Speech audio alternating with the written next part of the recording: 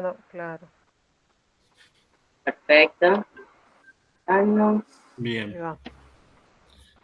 Bueno. Bueno, arrancamos entonces. Marco contextual, esta actividad de la cátedra, una cátedra electiva para la carrera de la licenciatura en Comunicación Social y para la licenciatura en Trabajo Social de la Facultad de Ciencias Políticas y Relaciones Internacionales de la Universidad Nacional de Rosario. Electiva porque es una materia que pueden elegir los estudiantes del ciclo superior. La idea de esta materia tiene que ver con una sistematización de hace más de 8 años que se viene trabajando en torno a la comunicación y a la salud, específicamente la salud mental, y decidimos con esta materia ampliar un poco el trabajo. La materia se llama Prácticas Comunitarias de Comunicación en Dispositivos de Salud. Nosotros arrancamos con una introducción, después pasamos a trabajar algunas definiciones en torno a la salud, y para este encuentro lo que planeábamos y vamos a intentar posibilitar es el trabajo en relación a la comunicación, o sea, cómo se trabaja desde los diferentes espacios, dispositivos, organizaciones, el tema de la comunicación en relación a la salud. Para eso tenemos dos grupos invitados, si se puede decir así. Natalia Bernasconi, que es licenciada en Comunicación Social y es coordinadora de Relaciones Institucionales de la Secretaría de Comunicación Social de la Secretaría de Salud Pública de la Municipalidad de Rosario, y Romina Paulino y Sofía Amoe, que son integrantes de la Defensoría del Público en diferentes áreas. Y bueno, la invitación fue a esto, ¿no? A conversar sobre cómo es comunicar en temas de salud, cómo comunicamos, qué comunicamos, algunas definiciones que esperamos que puedan aportar en cuanto a la comunicación y en cuanto a la salud, desde sus lugares, desde sus recorridos, desde sus experiencias, y también con claro interés en poder producir algunas reflexiones en cuanto a eso, teniendo en cuenta que en este espacio participan tanto estudiantes como docentes que también estamos aprendiendo conjuntamente con ustedes lo que es el laburo de la comunicación y la salud. Para eso, la idea es que empecemos con la presentación de la Defensoría del Público, si están de acuerdo, y después pasemos o sea, desde ese marco general, pasemos a ver cómo la Municipalidad de Rosario y en el espacio que participa la compañera Natalia pueda contar un poco cómo es esa construcción, cómo es ese trabajo y cómo es esa práctica desde la mirada de la compañera. Sin más, bueno, las dejaría en manos de las compañeras de la Defensoría del Público para arrancar. La idea es que esto podamos hacerlo dinámico, donde se pueda preguntar y donde se pueda intercambiar desde las experiencias hasta las dudas, hasta los cuestionamientos que uno va teniendo en la medida que va escuchando cómo se trabaja y cómo se piensa la comunicación en relación a la salud. Gracias, por supuesto, a todos por participar hoy. Tenemos algunos invitados, algunos estudiantes y algunos invitados de otros lugares que han decidido participar y asistir y compartir este momento entre todos. Bueno, si les parece, comenzamos. Muchísimas gracias. Mi nombre es Sofía Jamoe, por si no se ve en la presentación en el cuadradito. Y soy integrante de la Defensoría del Público de Servicios de Comunicación Audiovisual. También está mi compañera, Romy. Acá vamos a ensayar no tenemos las miradas y el caminar por el lugar. Mi nombre es Romina Paulino, también integro el equipo de la Defensoría del Público, yo estoy en el área de investigación, análisis y monitoreo. Y bueno, y les pedimos, además, bueno, de agradecer esta invitación que teníamos pendiente también, que nos vayan interrumpiendo, o sea, no tenemos la cuestión ahí de la presencialidad, entonces, bueno, veremos que nos vayan avisando si hay algo que surge y se quiere preguntar.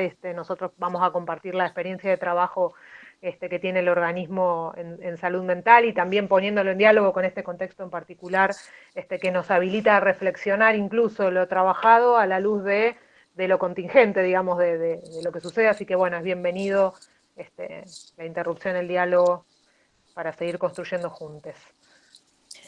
Bueno, agradecemos una vez más esta invitación que, bueno, quedó pendiente de también otras actividades de años anteriores. Entonces, bueno, para comenzar, el marco de nuestro trabajo es la Defensoría del Público de Servicios de Comunicación Audiovisual. La Defensoría es un organismo nacional, federal, que nace con la Ley de Servicios de Comunicación Audiovisual. Ustedes ya la conocen, ¿no? La mayoría son estudiantes de comunicación por ahí, que es la mal llamada Ley de Medios.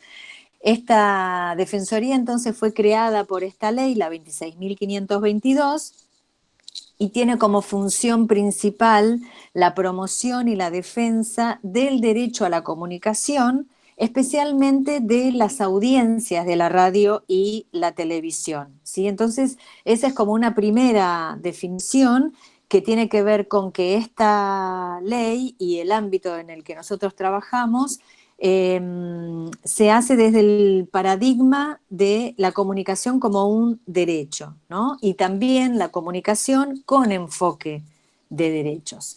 Esta defensoría no depende del Poder Ejecutivo, sino que depende del Poder Legislativo. Es una comisión bicameral la que elige al defensor o a la defensora. En este momento tenemos una defensora que fue elegida este año y que se llama Miriam Lewin, quizás la conocen, es una periodista bastante reconocida. Es importante también comprender que la Defensoría tiene,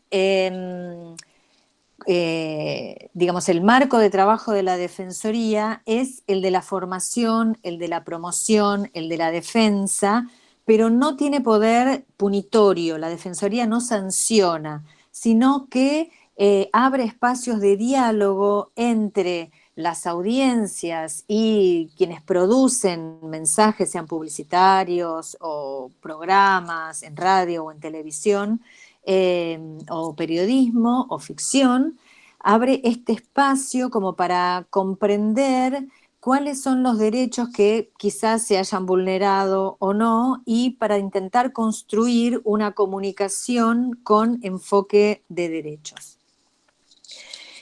El ámbito, además de la Ley de Servicios de Comunicación Audiovisual, tiene que ver con, hablando específicamente ahora del ámbito de la salud y de la salud mental, con todas las normas que regulan de alguna forma las prácticas y los derechos de las personas que ejercen la medicina o que son usuarias y usuarios de los dispositivos de salud, ¿no? Como por ejemplo la ley sobre difusión de temas vinculados con la salud, la ley de derechos del paciente, la ley nacional de salud mental, el plan integral para el abordaje de los consumos problemáticos y la ley nacional de prevención del suicidio, entre otras, ¿no?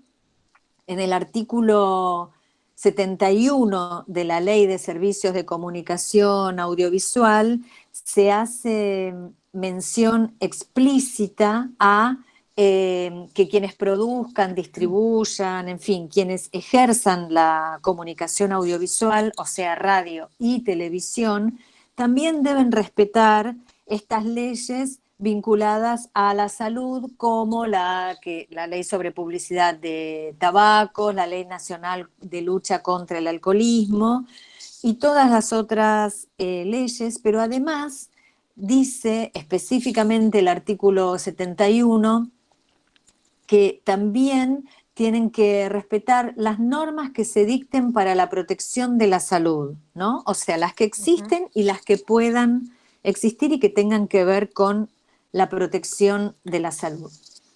En las otras leyes, como por ejemplo en la Ley de Derechos del Paciente, se hace mención explícita al derecho a la intimidad y a la confidencialidad que tienen quienes sean personas usuarias de los servicios de salud, del ámbito que sea, y este es un derecho que debe respetarse en todos los ámbitos, no solamente en la radio y en la televisión, sino en todos los ámbitos, pero también en la radio y en la televisión.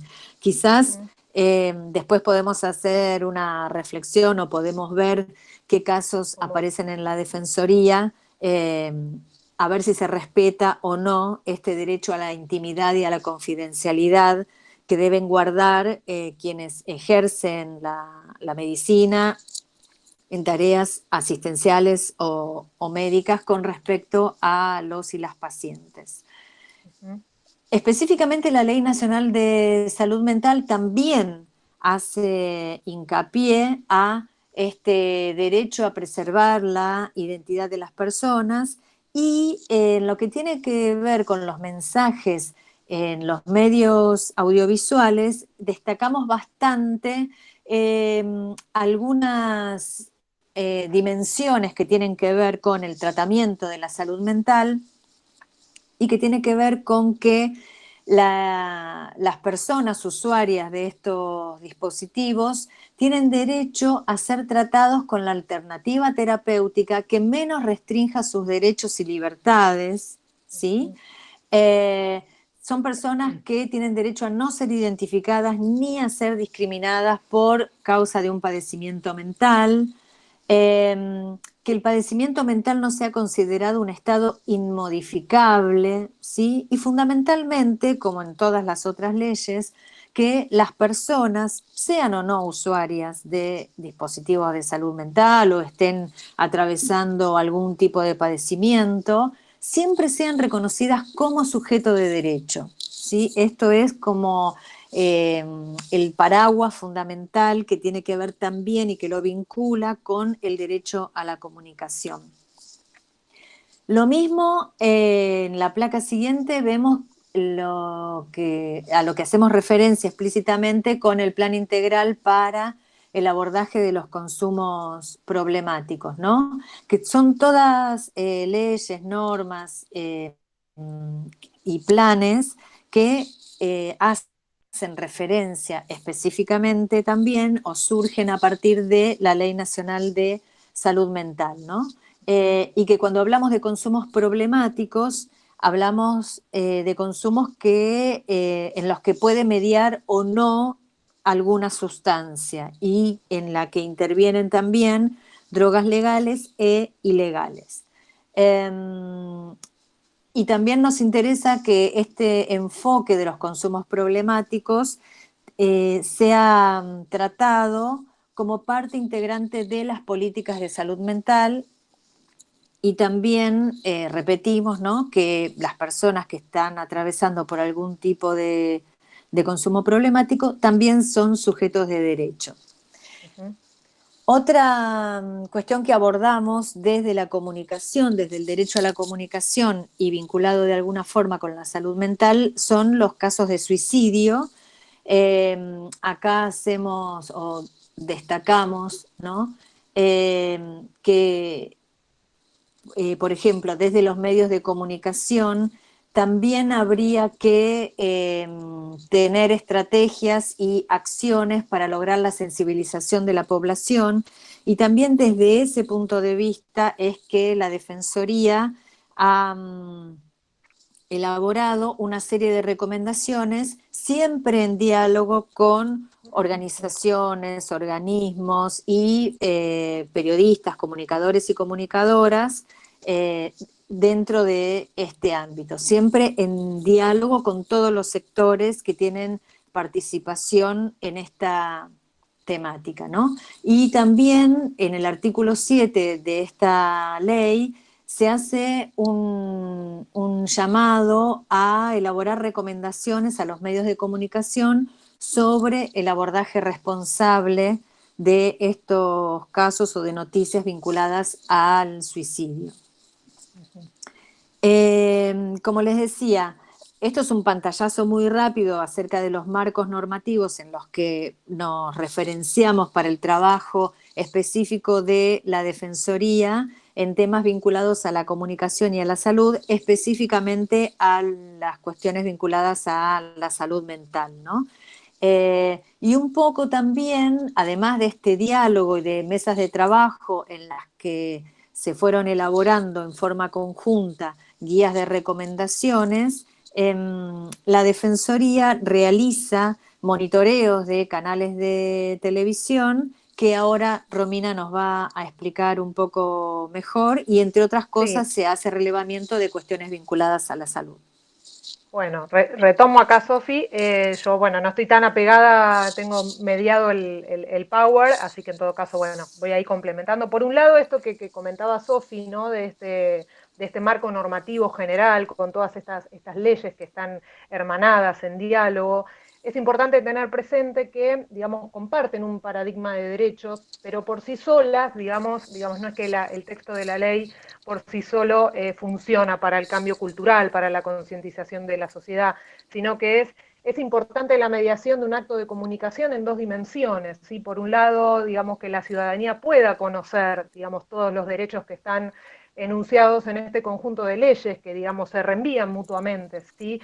Nosotros tomamos como punto de partida la Ley de Servicios de Comunicación Audiovisual, que, como decía Sofía, en el artículo 71 reenvía a que las producciones audiovisuales, o sea, las producciones de radio y de televisión, cumplan con todo lo que está enunciado en las leyes, en las normativas de salud, en las existentes y en las que se creen a futuro, ¿sí? Por eso es que entra también, digamos, la remisión a que es importante que las coberturas tomen en consideración lo que dice, por ejemplo, el Plan Integral para el Abordaje de los Consumos Problemáticos, ¿sí?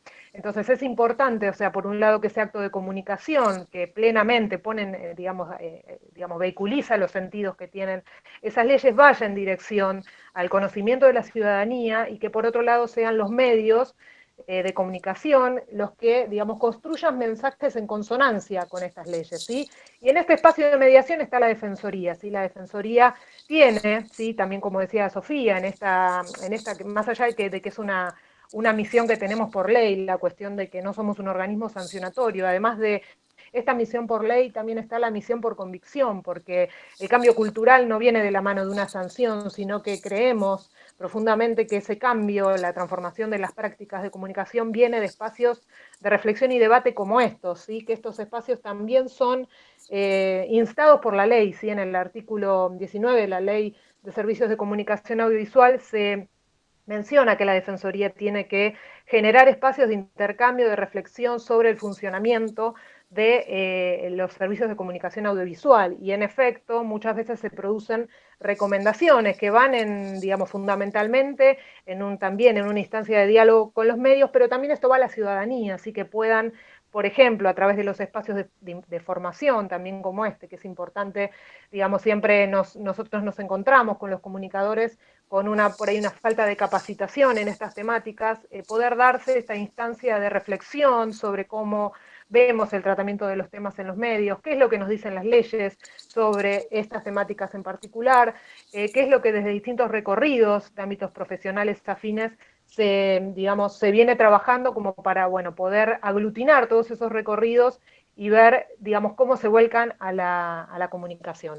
Como decía Sofía, hace un poco también reponer cómo viene trabajando la Defensoría. Estas placas que vemos sobre los monitoreos es un trabajo sistemático que la Defensoría viene haciendo de sus inicios, está centrado en el relevamiento de qué es noticia en los noticieros, relevando qué es lo que sucede en las agendas mediáticas de los 5 canales de televisión abierta de la ciudad autónoma de Buenos Aires, un poco, digamos, cuando nos preguntamos qué es lo que pasa con el ingreso de la salud mental, por tomar un ejemplo, ¿sí?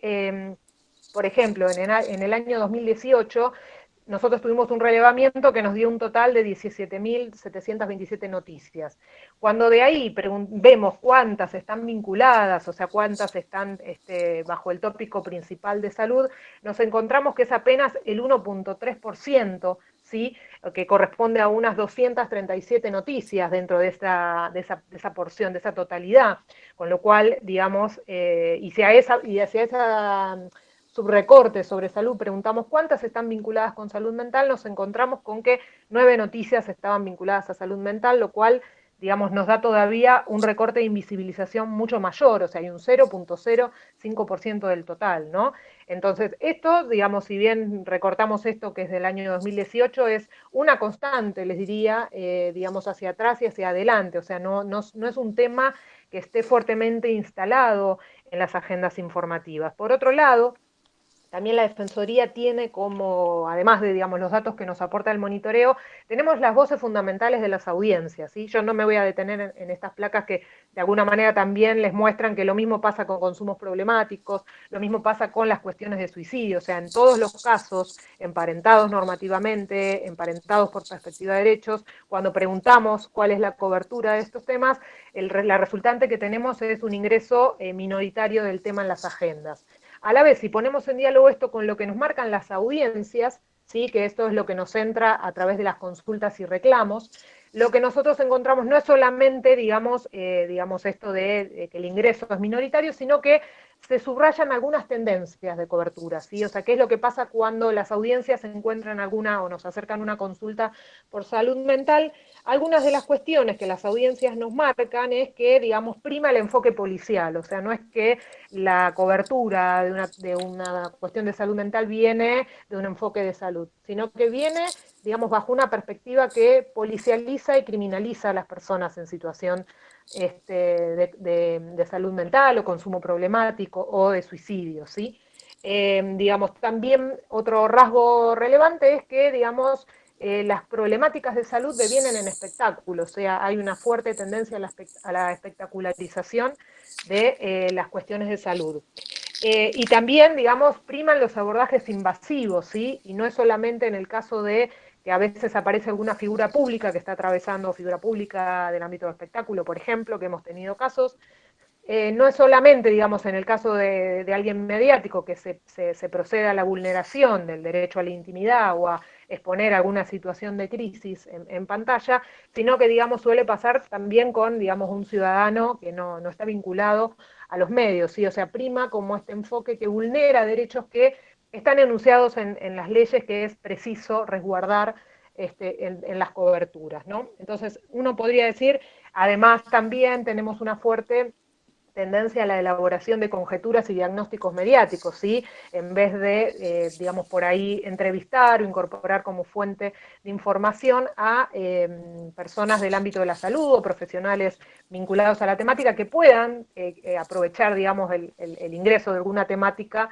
a los medios para difundir información socialmente relevante sobre qué es lo que pasa con la ley de salud mental, cuáles son los derechos de la persona, cuáles son las cuestiones importantes a tener en cuenta en la mediatización. Y sobre todo también otra tendencia es a plantear las cuestiones de salud mental homologadas con la peligrosidad y la violencia, y por otro lado como estados permanentes, ¿sí? Si nosotros digamos, juntamos todos estos factores y nos preguntamos como audiencia, digamos, cuál es el sentido que este tipo de mediatizaciones promueven a nivel de la sociedad, es un fuerte refuerzo de la mirada estigmatizante, ¿sí?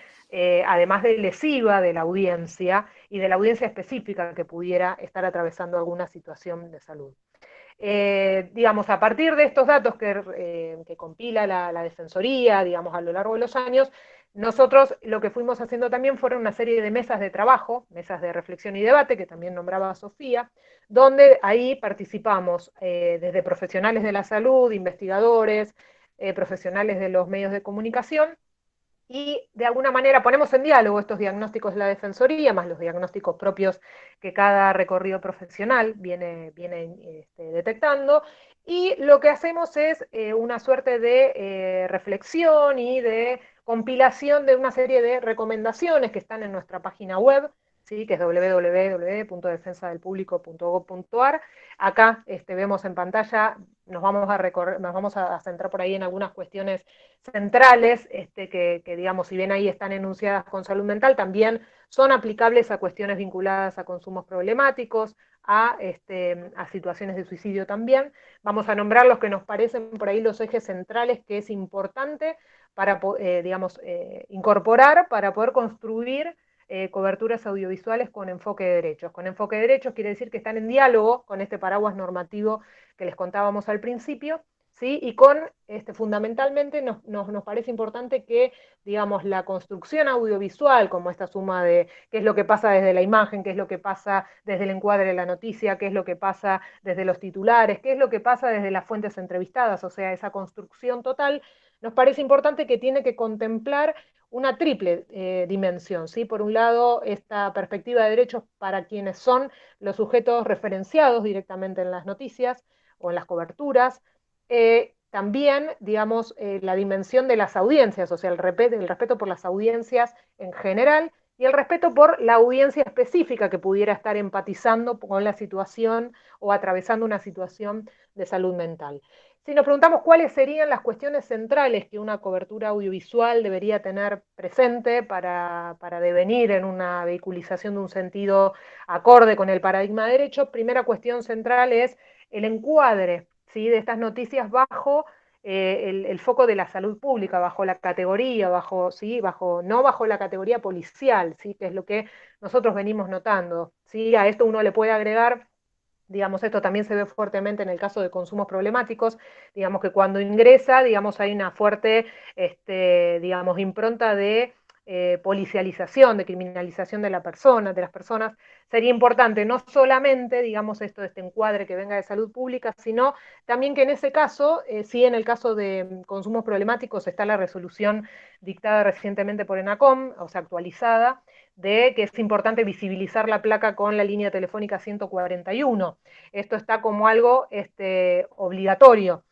Sería importante también, o sea, no, si bien no está la norma, pero digamos, si uno pensara, bueno, que sería importante también por ahí visibilizar cuando se cubre alguna situación de salud mental, los datos de la Dirección Nacional de Salud Mental, ¿sí?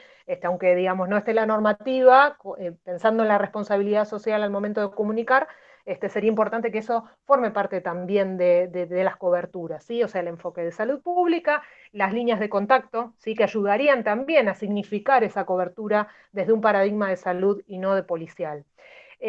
También nos parece importante todas estas asociaciones, ¿sí? O sea, prescindir de la asociación de las problemáticas de salud mental, de consumos problemáticos o de intentos de suicidio, como una especie de homologación con lo peligroso y con lo violento, ¿sí? Esto es algo que, digamos, parece que se da todo junto y es importante empezar a deconstruirlo. Y esto también vale con algunas tendencias que también vemos de que a veces se utilizan términos o categorías del ámbito de la salud mental como una especie de adjetivo para reforzar por ahí algún pensamiento que uno tiene para desacreditar alguna situación que se esté comunicando, por ejemplo, sobre un mal comportamiento político, por ejemplo. Entonces sería importante, digamos, empezar a desarticular eso que, digamos, en su difusión mediática, digamos, el efecto que tiene es el refuerzo de estigmas negativos sobre las personas que atraviesan situaciones de salud mental. Después, por otro lado, también es importante, digamos, cuáles son las formas de nombrar que se utilizan, ¿sí? Y ahí, digamos es importante no transformar la situación de salud como un rasgo de identidad de las personas, ¿sí?, sino subrayar que se trata de personas, ¿sí?, personas usuarias de los servicios de salud, personas en situación de consumo problemático, personas con padecimiento mental, ¿sí? Esta última, digamos, denominación es alguna de las que, digamos, a veces generan polémica en nuestras capacitaciones también, digamos, de la manera de nombrar a la persona con padecimiento mental. Recordamos, ese es el término que figura en la ley de salud mental, pero también, digamos, hay que verlo en su propio recorrido histórico, ¿no? De alguna manera es un avance frente a la denominación de enfermo mental. Entonces, en ese sentido, seguramente hay mucho trabajo hacia adelante, pero bueno, también es leerlo en su propia batalla lingüística y semántica, que logró, digamos, un avance de poner a la persona por sobre el diagnóstico, sobre la situación. Después también importante la cuestión de prescindir de las conjeturas y las generalizaciones, ¿sí? Un poco Sofía nombraba al principio esto de que, digamos, el abordaje de la persona es un abordaje, digamos, interdisciplinario, ¿sí? El diagnóstico, digamos, viene también de un cruce interdisciplinario. Entonces, si esto se traduce que, digamos, un comunicador elabora diagnósticos, hay una tensión allí, ¿sí? O sea, digamos, no solo el comunicador no debería elaborar diagnósticos mediáticos sobre una persona, sino también no generalizar, o sea, cada caso tiene su contexto, tiene su historicidad y tiene su, digamos, cuál sería el tratamiento o la alternativa terapéutica que requiere. Entonces es importante también que los medios estén en diálogo con esto, ¿sí? Y no promuevan diagnósticos desde un lugar que no es el que corresponde a los a los medios, ¿sí? Después también, no sé si lo habíamos puesto ahí, pero de alguna manera esto, ¿no? También lo de las fuentes de información, la importancia de que sean diversas y plurales, ¿sí? Esto también se pone en diálogo con la interdisciplinariedad que está al interior del dispositivo de salud que evalúa o que, digamos, analiza la situación o la pertinencia de tratamiento de una persona. Sería deseable que las fuentes de información a las que acuden los medios sean diversas y plurales, que vayan no solamente desde entrevistar a personal de la salud o profesionales que estén vinculados al tema, sino también de poder darle la voz a las personas en situación, que atraviesan alguna situación de salud mental o demás, ¿sí? También en esta línea de desarmar los estigmas y también de propiciar el ejercicio del derecho a la comunicación pleno que tienen todas las personas, ¿sí? Y esto también se pone en relación de que es importante, o sería deseable, ¿no? Que el ingreso de las temáticas de salud vengan desde una perspectiva integradora, ¿sí? O sea, las personas no se reducen a una situación de crisis o una situación de problemática de salud. O sea, hay un montón de, digamos, de dimensiones que hacen a la vida de todas las personas, ¿sí? Nosotros desde la Defensoría tenemos digamos, la riqueza, la posibilidad de cuando nos movemos en el territorio poder conocer muchos dispositivos, ¿no? Que trabajan, tenemos el caso acá de los compañeros del Hospital Escuela de Salud Mental de Paraná, que conocemos, digamos, cómo es el trabajo, digamos, desde que la comunicación forma parte de la salud y no es una herramienta, digamos, que se, digamos, incorpora desde afuera, sino que es algo constitutivo, hasta también poder conocer distintas experiencias de trabajo, ¿no? De gestión de radios en salud mental, o sea, digamos, donde digamos, hay un montón de situaciones que, digamos, no forman parte de las agendas mediáticas, ¿sí? Y que sería deseable porque ayudarían justamente a, digamos, mostrar este sentido de la salud mental positivo que también suele relegarse, o sea, suele aparecer la salud mental de la mano de alguna situación de crisis o episodio de violencia, y sin embargo, digamos, la salud mental es algo, digamos, con lo que todos, digamos, llevamos a cabo prácticas o cuestiones que hacen a cómo, digamos, habitamos la vida, ¿no? Y que sería importante que eso forme parte de las agendas, ¿no? También pensando en este contexto de pandemia aún más, ¿no?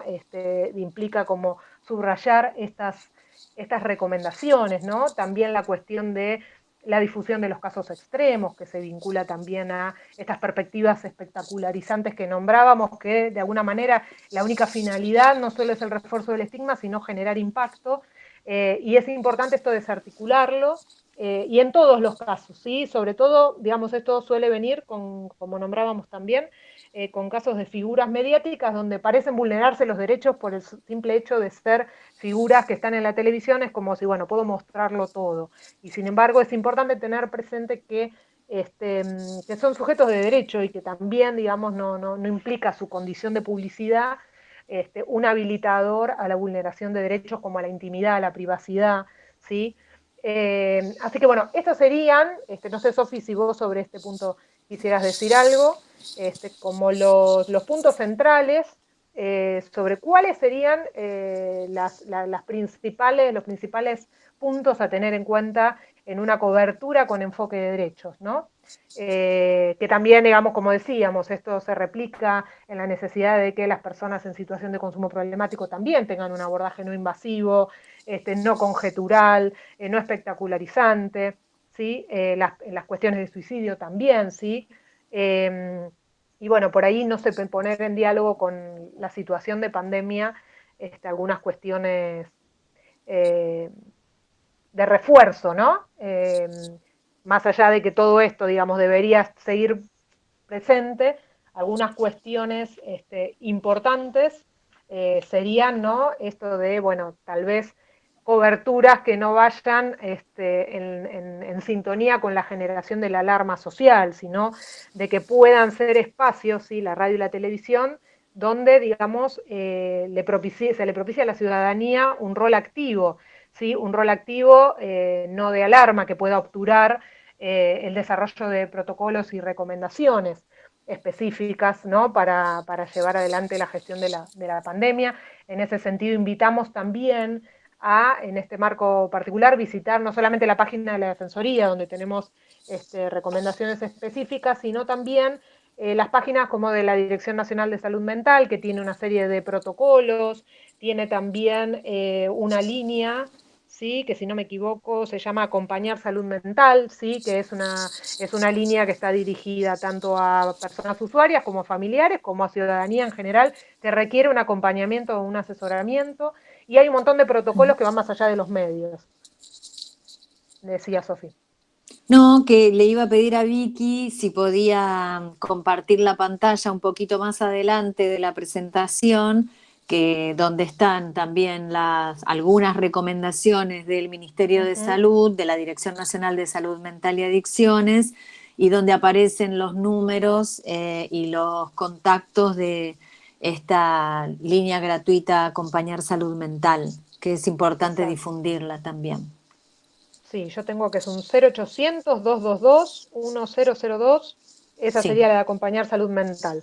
Pero también, digamos, tiene acceso a un montón de protocolos, ¿sí? Que nada, sería importante que también que esto forme parte, uno se pregunta, bueno, en este marco de pandemia, sería importante que la radio y la televisión extremara la responsabilidad social, ¿no? Digamos, el rol de comunicar. Y esto se traduciría, por ejemplo, en la difusión de información socialmente relevante que va desde dispositivos en curso, líneas telefónicas de asistencia, en el caso de salud mental específico, pero también de salud en general.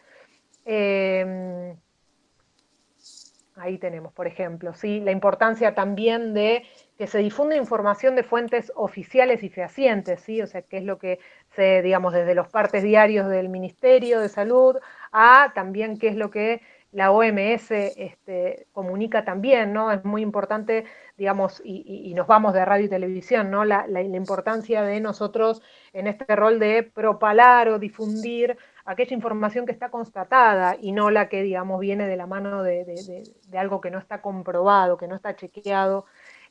Como que, bueno, esta situación particular nos interpela a todos en este refuerzo de la responsabilidad social de comunicar, desde el acceso a un medio hasta en la cotidiana de las redes sociales, ¿no? Por ejemplo. Ahí también, digamos, la difusión, ahí enunciamos algunos puntos centrales que también, digamos, se vinculan con la no estigmatización de las personas, ¿sí? Que es importante, digamos, o los colectivos, ¿no?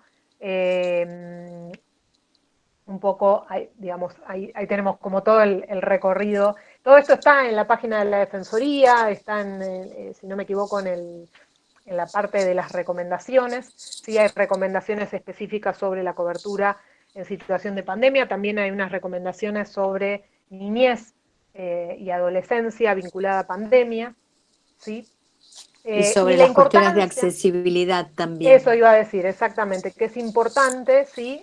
Digamos, tener en cuenta a las personas con discapacidad, a las personas adultas mayores también, y que puedan, digamos, digamos, desde que los contenidos, digamos, el acceso a contenidos que sean con un vocabulario sencillo, digamos, que digamos, podamos como traducir por ahí si hay algún término más específico, poder tornarlo accesible a la ciudadanía en general, pero también, digamos, garantizar, digamos, el intérprete en lengua de señas para poder, digamos, propiciar que la audiencia con discapacidad pueda, digamos, ser autónoma, ¿no? En este rol activo que tenemos todos frente a la pandemia de saber, digamos, qué es lo conveniente, qué es lo, digamos, lo que está establecido por protocolos, qué es lo que, digamos, lo que de manera colectiva deviene en una acción conjunta que no suponga riesgo y que suponga, digamos, acciones, bueno, que nos permitan trascender esta situación de la manera más responsable posible, ¿no? Es muy importante en este momento el rol de los medios. No sé, Sofi, si querés agregar alguna cuestión, y no sé cómo venimos de tiempo para dar la palabra y habilitar. Sí, quizás como para ir cerrando esta presentación, por un lado decir que estas y como dijo Romy, otras recomendaciones vinculadas a la salud, pero también a otros ámbitos, están en la página de la Defensoría, ahí muy bien. Tenemos este Perfecto. tipo de herramientas que es importante, como decía Romy antes, que son recomendaciones, sugerencias a los medios de comunicación o a quienes producen comunicación audiovisual y que fue elaborado en conjunto con organismos, organizaciones, personas usuarias, comunicadores y comunicadoras, periodistas, productores y productoras también. Después están las formas de comunicación con la Defensoría y bueno, lo que surja después de la charla podemos eh, contarles un poco más de cómo es el funcionamiento y todo lo demás. Pero bueno, por ahora nos gustaría también poder escuchar a Natalia y que se provoque algún intercambio también con las otras personas que están participando. Muchísimas gracias. Gracias.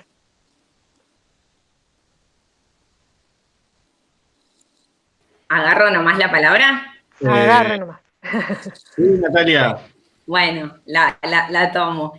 Re interesante la presentación, compañeras, la verdad me quedé como yo tomando nota con un montón de cosas y me encanta cuando me pasa eso, como que me olvidaba que después me tocaba a mí. Primero, bueno, gracias por invitarme al espacio.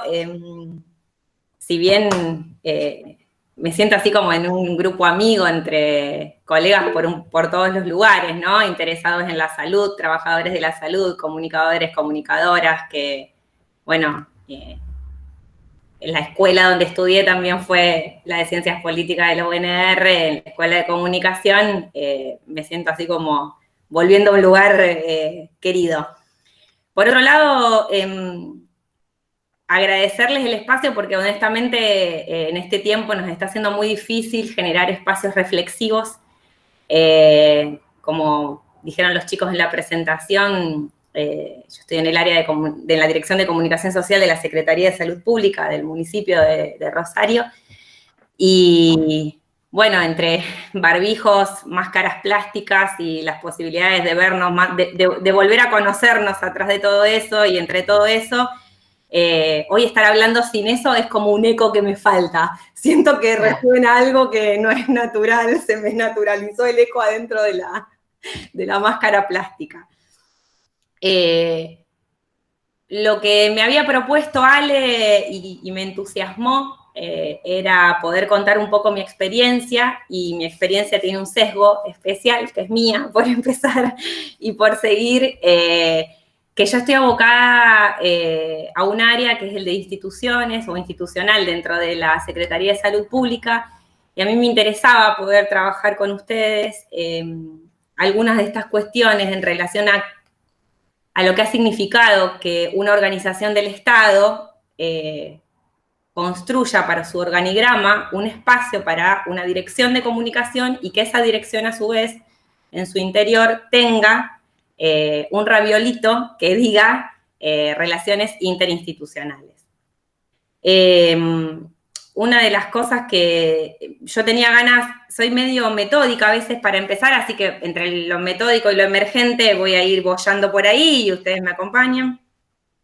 Yo había elegido para arrancar una metáfora que me parece súper divertida, no divertida, bueno, me divierte, en general me divierten muchas cosas, de Kenneth Burke, que es un teórico literario americano que ya se murió en el 93, donde él describe la vida como una conversación. Y dice, más bien como una conversación o una fiesta a la que nos invitaron, pero llegamos tarde. La gente ya estaba conversando animadamente, entonces tomamos una bebida o nos preparamos un fernet, lo que a cada uno le guste en la metáfora. Nos acercamos, empezamos a escuchar, nos metimos en la conversación, nos fuimos involucrando, empezamos a participar. Sabíamos que había cosas que podíamos decir, cosas que no, algunas que nos íbamos a callar, algunas muy importantes que queríamos decir y las guardamos, y otras de las que pudimos hablar. Pero lo que también sabemos es que algunas cosas quedan y que las conversaciones van a continuar aun cuando nos hayamos ido. Me pareció una metáfora muy significativa porque esto nos pasa todo el tiempo, ¿no? Esta es la condición de vivir socialmente. Ingresamos todo el tiempo a conversaciones que ya están siendo, incluso al nacer, y así transcurrimos, y nos vamos integrando a modos de poder conversar y de construir juntos. Él trae una palabra en un momento, él dice, con esto de alguna manera quiero ilustrar que nos incluimos en pautas de interacción social que nosotros no iniciamos y que nos desempeñamos en estos juegos de forma natural. Y como ya estamos en condiciones de cambiarle los significantes a las definiciones de otros teóricos, porque también nos gusta y porque nos la bancamos, porque también tenemos nuestros recorridos, yo preferí poner formas a las que manejamos con naturalidad, no de manera natural. Y lo de la naturalidad me lleva a otra cuestión interesante que les quiero proponer como este juego reflexivo, ¿no? Mientras más preguntas se nos abran, mejor va a ser, porque la verdad no la tiene nadie, el paradigma de la simplicidad estamos tratando de tener convivencias epistemológicas con él y nos estamos permitiendo dialogar. Hay días que nuestros paradigmas se agarran a bollos y otros días en los que dialogan más saludablemente. A veces estamos más simplistas, a veces nos ponemos como más complejos, pero tenemos esas conversaciones internas. Yo asumo en este nosotros inclusivos, yo ya los tengo a todos ustedes conmigo en esto, ¿no? Entonces, pensaba en esto, ¿no? De qué trae la cuestión de la naturalidad, y ahí una de las cosas más interesantes que me parece que trae es que aquello que se me vuelve natural se me hace invisible por obvio. Entonces, algunas de las cosas que la intención es que nos pasen en este encuentro y en esta charla y con ustedes y entre nosotros, es que me invitaron a romper esa invisibilidad de un montón de aspectos de la cotidianidad y de mi ejercicio profesional e incluso de lo que vengo haciendo en este tiempo de vorágine, para poder parar un ratito y digo, ¿por qué no aprovechar también para invitar a este juego relacional con ustedes a que tratemos de no dar nada por sentado? Incluso mientras nosotras vayamos hablando y ustedes digan con esto acuerdo, con esto no acuerdo, no importa. Mi palabra es una excusa para que ustedes se pregunten cosas, para que yo me pregunte cosas, para que nos preguntemos cosas y veamos qué hacemos con eso. Por eso, de algún modo, lo que elegí fueron algunas palabritas que van a estar implicadas e implícitas en él y algunas veces explicitadas en mi relato, pero las quiero explicitar bien concretamente ahora y darle un lugarcito a cada una. Quiero que podamos pensar o que nos juegue la idea de responsabilidad relacional, la de artesanía de contextos, una idea de comunicación, que yo les voy a explicitar cuál es la que estoy por lo menos transitando en este momento de mi vida y con la que más apego he logrado en este contexto, y la idea de conversaciones transformadoras. Todas ellas van a estar todo el tiempo en el relato, pero me gustaría, son conceptos, a su vez yo le propuse a Ale, que fue quien me invitó, de poder compartirles modestamente 2 artículos que me parecen interesantes para que los lean cuando quieran y puedan y como gusten, porque son casi literatura. Entonces, no hace falta así como ponerse a estudiarlos. La definición de comunicación la voy a explicitar. La pienso como redes de interconexión social en las cuales nos encontramos y en las cuales vivimos, nos movemos y existimos y construimos los mundos sociales. Es una definición desde el construccionismo social. Barnett Peirce es uno de los autores que la trabaja y está más centrado en un paradigma dentro de lo que son las teorías sistémicas, pero esta es la definición por lo menos con la que yo vengo construyendo. Dialogan miles de millones, pero con esta como que logré ahí, viste, que necesitamos encontrar la silla donde sentarnos, más allá de que la cambiemos y esté bueno que no sea incómoda la silla lo más seguido que podamos, ¿no? Entonces después, en parte digo, bueno, Ale, ¿a qué me invitaste? Digo, ¿qué les puedo contar que no tenga que ver con la receta? Porque como lo hacemos nosotros en salud pública, no significa que sea la mejor manera. Para eso es importante entender el contexto en el que lo hacemos, y desde algunos valores y conceptos que nos acompañan, que por otro lado, más que eso, digamos, son nuestros pilares, digamos, donde nos basamos. pero de alguna manera implicaba ponerme en la previa a hacer un desarrollo, o era darles una medio receta, o ponerme a desarrollar toda la historia de la Secretaría de Salud Pública, que no es menor, pero digo, a lo mejor la puedo mechar con algún juego más en relación a que nos pensemos profesionalmente. Me parece que es como el día que una estudiante en el terciario me dijo, pasame una entrevista. Digo, pero googleá, porque las entrevistas, las modalidades de entrevista, los formatos de las entrevistas en profundidad y de la que se te ocurra, están todas en todos los libros y en Google. El problema es el criterio. ¿Querés que charlemos sobre el criterio? ¿Para qué va a servir tu entrevista? ¿Cuál es el sentido de tu entrevista? ¿Con quién la vas a laburar? ¿Dónde? ¿Qué es lo que estás buscando? ¿Cuáles son tus supuestos? Charlemos de eso y pensemos. Después vamos al cajón de las herramientas y con un buen criterio reflexionado, elijamos la que más nos sirva. Creo que esa también es una metáfora interesante para nosotros, por todo lo que comentaron las chicas antes también, ¿no? Digo, cómo vamos reflexionando sobre nuestra práctica, los sentidos, y qué vemos cuando vemos. Si yo cuando miro un sujeto, pienso en un sujeto con una historia de vida, o alguien que le aconteció algo, o veo un número de muertos o de suicidios por el motivo que sea, y ahí hay historias de vida y el trasfondo son no solo sufrimientos o padecimientos, historias de vida, porque no fueron solo padecimientos esos sujetos y esas personas. Entonces digo, ¿qué veo cuando veo? Si me empiezo a responsabilizar de dónde están también mis sesgos perceptivos, no es para darme en el lomo latigazos, es para hacerme cargo. Ahí entra esto de la responsabilidad relacional.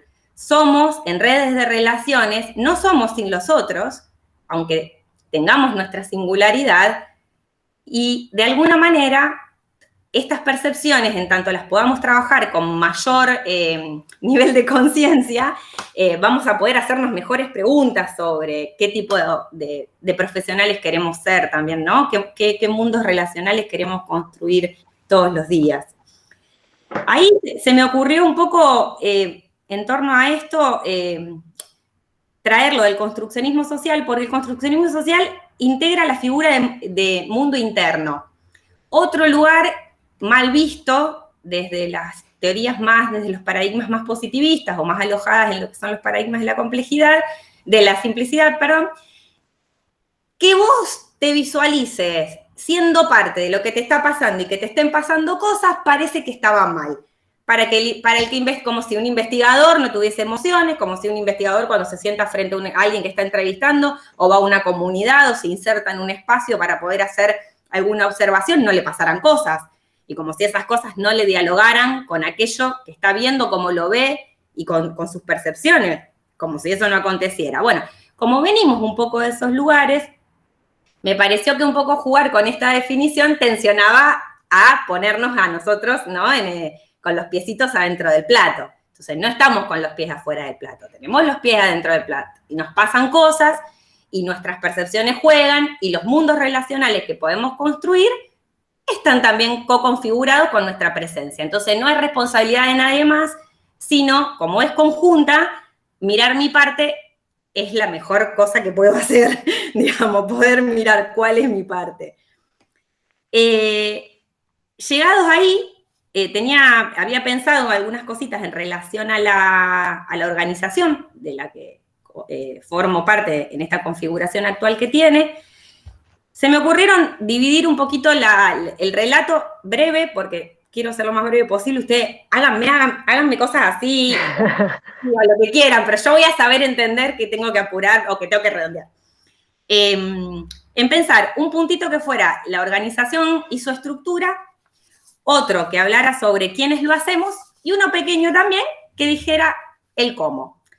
Los tres son una excusa grande como una casa para meterme en algunos aspectos, pero me permitían organizarlo. La idea sobre la estructura de la organización es de mínima que conozcan que la Secretaría de Salud Pública de la Municipalidad de Rosario cuenta con aproximadamente 5.000 trabajadores de una planta municipal de unos más de 11.000. Estamos hablando de que esa secretaría es la mitad del municipio prácticamente, que a partir de los años 90 entró en un proceso de descentralización y de un crecimiento importante de lo que era la cobertura estatal en salud. yo quiero que ustedes puedan pensar el contexto de los 90, el Estado se achicaba, se reducía, se vendía y no servía. Y esto quiero decir, en el campo de lo que pasaba en Rosario, como desafío para ese contexto era construir y crear una secretaría descentralizada que construyó 50 centros de salud distribuidos distritalmente, 3 hospitales de segundo nivel, 2 de tercer nivel de complejidad, 2 maternidades, un centro de especialidades médicas ambulatorias, donde se hacen las derivaciones de especialidades justamente. Actualmente, también en esa época construyó, digamos, y acreditó su laboratorio de especialidades médicas, un laboratorio que produce determinados elementos que se usan en nuestros efectores públicos y actualmente tenemos licitaciones ganadas en Nación sobre algunos productos, como cremas, sueros y algunas cosas de ese estilo. Un centro de rehabilitación que es HILAR y actualmente el IMUSA, que es Salud Animal, está a cargo de Salud Pública, y el Instituto del Alimento. Insisto en dar cuenta medianamente de lo que es la estructura, porque también nos configura qué tipo de organización estamos mirando, ¿no? Con qué nivel de complejidad relacional después nos encontramos. Un trabajo apasionante, hermoso.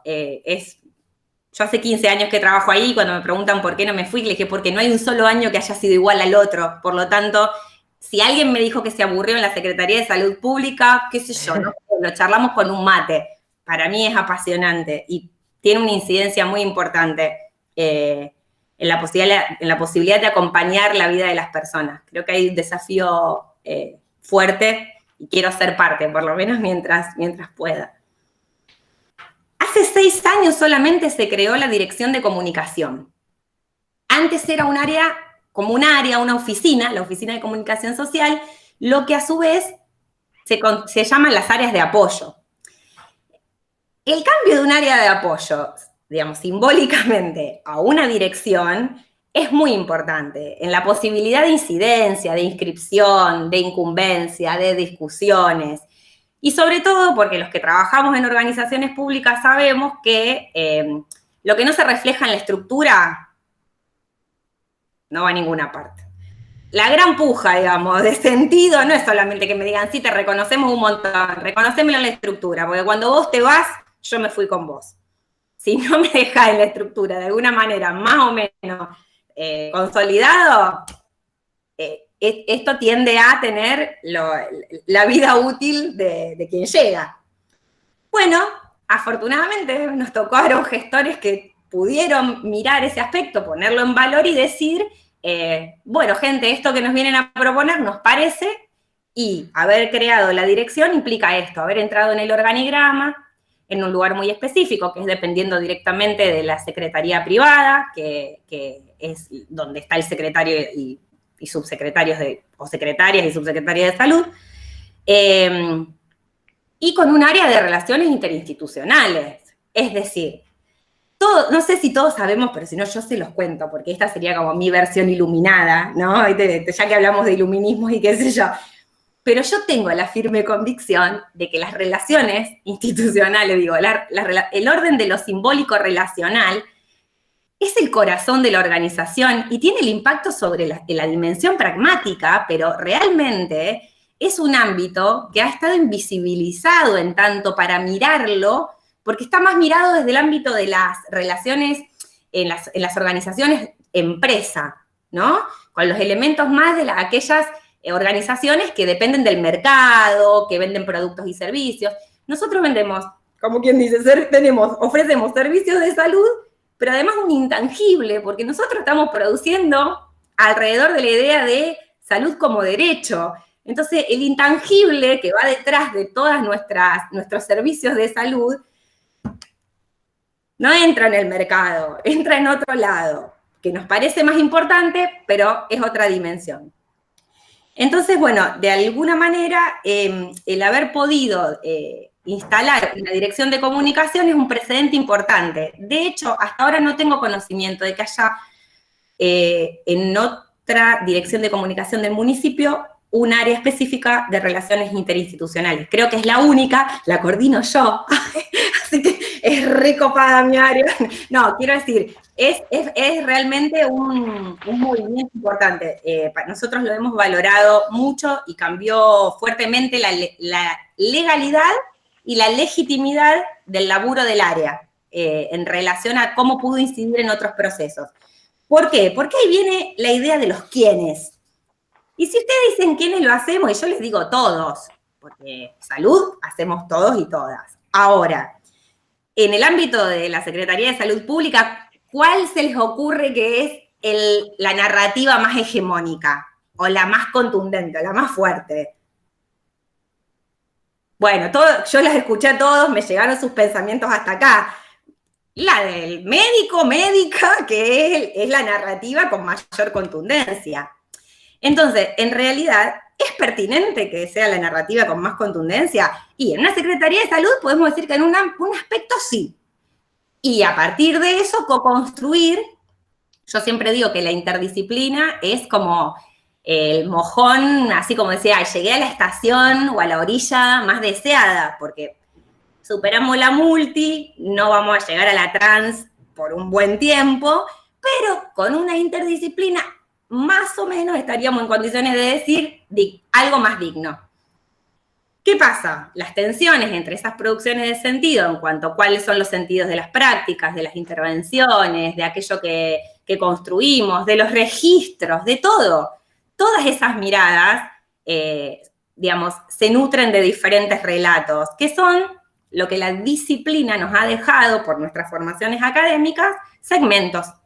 Nosotros tenemos muchas dificultades para poder generar articulaciones más integrales porque nuestras propias formaciones académicas son segmentadas. Nosotros somos especialistas en algo y sabemos mucho de una partecita muy pequeña, cada uno, ¿no? Esa es un poco la impronta. Entonces, sabiendo que esto nos pasa, ¿cuál sería el mayor desafío? Generar los mejores contextos, digamos, donde podamos nutrir de la mayor cantidad de sentidos posibles, pensando en un horizonte claro. Y ahí empieza la disputa de los sentidos. ¿Cuáles son los horizontes? Y esto es importante para mí destacarlo porque podemos entrar a hablar de algo que se llama la clínica centrada en el sujeto y nos podría servir también, ¿no? Que es, cada persona tiene una narrativa sobre su historia, sobre su devenir, sobre su manera de enfermar, sobre su manera de vivir, sobre su manera de morir. Entonces, la posibilidad de que se acerque a un espacio de salud o podamos acompañar algo en su contexto de vida no nos convierte en todopoderosos, sino contrariamente a eso nos convierte en parte de un andamiaje, que es parte del Estado y es una responsabilidad que el Estado tiene para acompañar en sus contextos de vida. Digo, en esas posibilidades propias de cada usuario o usuaria del servicio de salud, que está siendo en ese momento acompañado para transitar X situación, por la cual se ha acercado a cualquiera de nuestros servicios. En esto, digo, ¿y por qué dije los quiénes? Porque si yo digo Secretaría de Salud y a lo mejor en un contexto presencial hubiésemos jugado el juego de, bueno, ¿quiénes son los quiénes? Y a lo mejor hubiese salido rápido los usuarios y a lo mejor no. Todo depende de cómo estemos, quiénes miran y están escuchando la pregunta. Pero no me parecía menor jugar con esta idea de los quiénes dentro de esta estructura que mencioné, porque insistimos en esto, cómo nombro y traer a la palabra, es decir, hacer existir un área de institucional, es traer a la luz, si se quiere, o ver que existe algo de esto y se le pone el ojo de alguna manera especial. Y nombrar a los usuarios y usuarias como parte de la tarea que hacemos, fundamental, digo, ¿no? También pone en tensión los lugares de los saberes y cómo esos saberes se pueden componer de otra manera.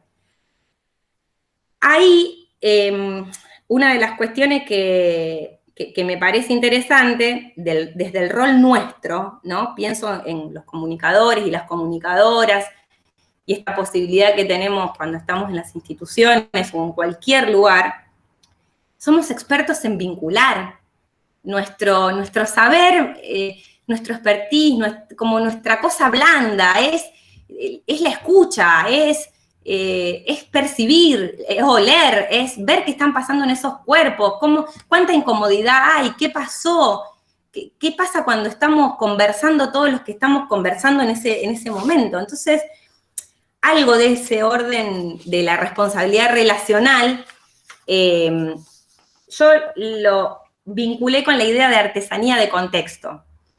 La idea de artesanía de contexto, que yo la conté antes, la tomo de Coco Fuchs, que no sé si lo conocen, muchos de los rosarinos la deben conocer, y rosarinas, Coco, Saúl Fuchs, Coco para quienes tenemos la suerte de estudiar con él y de compartir.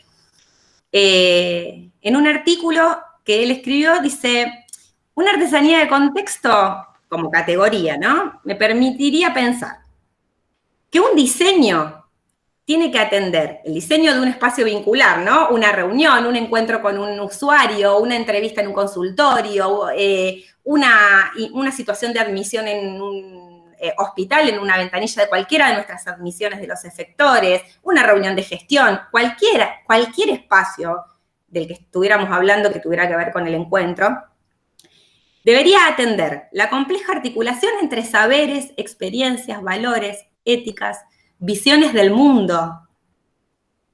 En ese tejido de circunstancias es que se combinan en un momento, lugar, en una situación específica, es incluso un marco de emociones, y que afectan los sucesos que acontecen dentro de sus límites espacio-temporales, ¿no? Me recuerda mucho a la noción de discurso de Eliseo Verón, de hecho, para todos los que transitamos. Una configuración de sentido espacio-temporal. Esta noción señala la importancia que tiene el modo en que se diseñan los contextos para que dentro de estos diseños, donde las prácticas construirán su sentido, van a encajar en el saber cultural local, de la organización, van a estar situados, van a obtener legitimidad y sobre todo, le van a dar sentido compartido. Entonces, esta artesanía de contexto, el contexto no es de cualquier modo. Quiero decir, llamo de nuevo, ¿no? Es el juego de la reflexión. ¿Por qué elijo lo de artesanía de contexto y no hablo solo de contexto? ¿Por qué no es contexto porque sí? Es porque incido en ese contexto, porque configuro contexto. Entonces, si yo tengo la conciencia de que eso está sucediendo, ¿cuál es el mejor contexto que puedo construir y co-construir? ¿A qué estoy invitando al otro y a qué me invitan? ¿No? Digo, cuando invitamos a alguien a un juego que digo, el truco, te invito al truco, y yo siempre tengo el ancho de espada, y la verdad que el otro mucho no va a querer jugar conmigo, y va a estar bien que no quiera entrar en ese juego relacional, porque ¿dónde está el lugar para él? Si vos siempre lo invitaste a jugar al truco y siempre tenés el ancho de espada. Digo, dueños de la verdad, poblado el universo más. Si nosotros podemos trabajar de otra manera, cuánto mejor aún. A partir de esto, ¿no? de haber pensado cierta definición de comunicación, haber pensado en estos quiénes, haber pensado en que somos artesanos de contexto y que estamos en una responsabilidad en relación, digamos, en un vínculo relacional que implica esa responsabilidad, seguimos como haciendo, ¿no? Una mirada hacia nosotros, porque por sobre todo la pregunta es, ¿dónde quiero estar? ¿Y para qué construyo los contextos que construyo? Porque que el mundo esté como carrera de autitos en contramano, yo quiero elegir subirme o no subirme a esos autitos. No necesito subirme a esos autitos. No es sí o sí, es cómo quiero. Y para saber cómo quiero, necesito romper con la idea de objetividad para saber que a mí también me acontecen cosas y qué puedo y cómo las quiero hacer. Y que saber que es con otros. Ahí, para ir como haciendo una cerradita, aparece la idea del cómo. Y en cuanto a la idea del cómo, a mí me interesa mucho la cuestión del entre. Digo, nosotros a veces decimos, sí, construimos espacios respetuosos, sí, generamos espacios de escucha, sí, construimos espacios participativos. Todos aquellos que hemos podido y tenido la suerte de estar acompañando un espacio participativo, sabemos lo complejo que es bancarse la participación. Entonces, hagámonos cargo de que hay que bancarse la participación por empezar, pero hay que bancársela en serio, sabiendo que a veces yo me quiero ir, que a veces no quiero escuchar, que lo que dicen otros no me parece importante, pero no para no darle importancia, para saber que porque lo que dice el otro y lo que a mí me pasa es mío, no tiene nada que ver con lo que el otro diga. Entonces, si me puedo hacer cargo de que a mí eso me está haciendo un eco en algún lugar, capaz que lo cacho y me puedo volver un poco más curioso.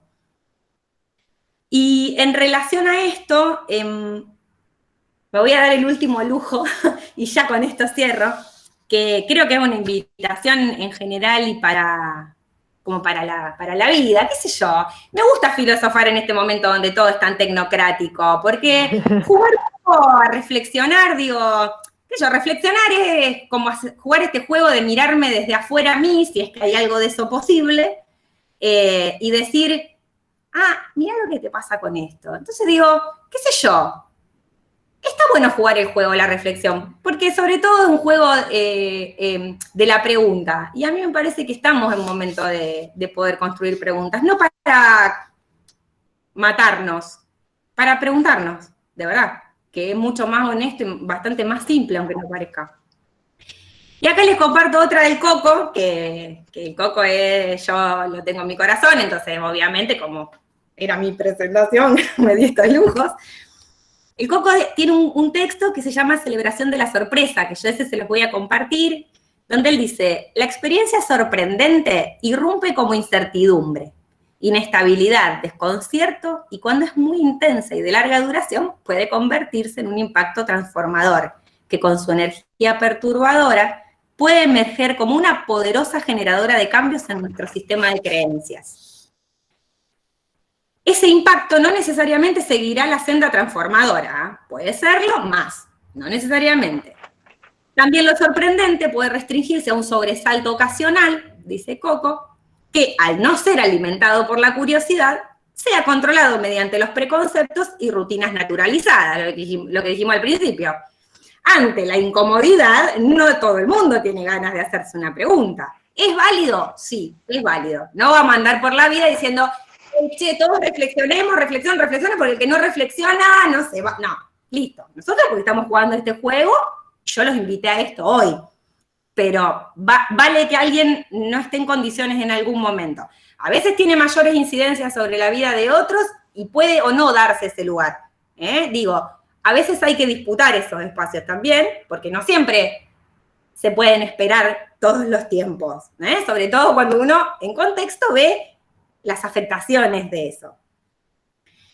Entonces dice, cuando la curiosidad se transforma en capacidad de sorprenderse, maravillarse o admirarse, y en el poderoso motor que impulsa la necesidad de conocer más acerca de lo que llamó mi atención, esa atención alimenta el deseo de convertirse en un explorador o exploradora de algún aspecto de la realidad que para otras personas puede ser algo banal o sin interés. Digo, si mi curiosidad es genuina, si yo puedo, se entrena, esto se entrena, no es algo que me nace como una planta en el pupo, se entrena, es decir, pero se entrena ¿cómo? Con la atención, con la presencia, con el laburo sobre la conciencia, sobre el trabajo reflexivo sobre mi hacer. ¿Hay ahí algo para saber más? ¿Podemos saber más sobre eso? ¿Podemos curiosear respetuosamente? Invitar al otro, golpear la puertita y preguntar si nos deja saber más. Bueno, para mí ese trabajo de ese nivel de sutileza es nuestro gran desafío y nuestra gran, como el mar donde nos movemos mejor los comunicadores y comunicadoras. Siento que mucho de eso lo tenemos muy... Lo tenemos trabajado por de donde venimos. De algún modo ha sido una propuesta en nuestra formación académica. Entonces digo, el entre no se construye de cualquier modo, pero lo que pasa ahí es totalmente diferente a la suma. Es como si tengo muchos hilitos de lana distinta y el pullover. No es lo mismo. No es juntar todos los hilitos de lana, no es lo mismo que el pullover. Ese tejido es otra cosa. Entonces, de alguna manera, invitarlos a esto, a esta atención, al trato sutil y amable con con los sujetos, con las situaciones, con los problemas.